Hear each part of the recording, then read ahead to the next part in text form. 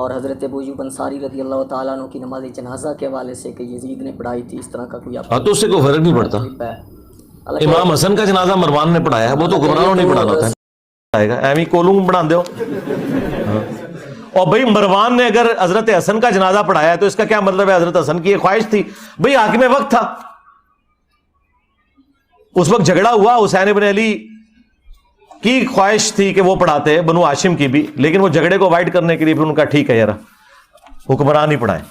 क्या मिर्ज़ा के शागिर्द किताबी दुनिया से ये साबित कर सकते हैं कि सैयदना हसन रज़ी अल्लाह तआला अन्हु का जनाजा मरवान ने पढ़ाया था? नंबर 2, मिर्ज़े ने ये जो कहा कि जी झगड़ा हुआ था, वो कह रहे थे कि हम पढ़ाएंगे और सैयदना हुसैन रज़ी अल्लाह तआला अन्हु की ख्वाहिश थी कि मैं पढ़ाऊँगा, बनु हाशिम की भी यही ख्वाहिश थी, जनाजा पढ़ाने के मुतल्लिक झगड़ा हुआ हो, क्या ये चीज़ साबित कर सकते हैं? याद रहे हवाला किताबों का देना है, फिल्मों का नहीं देना।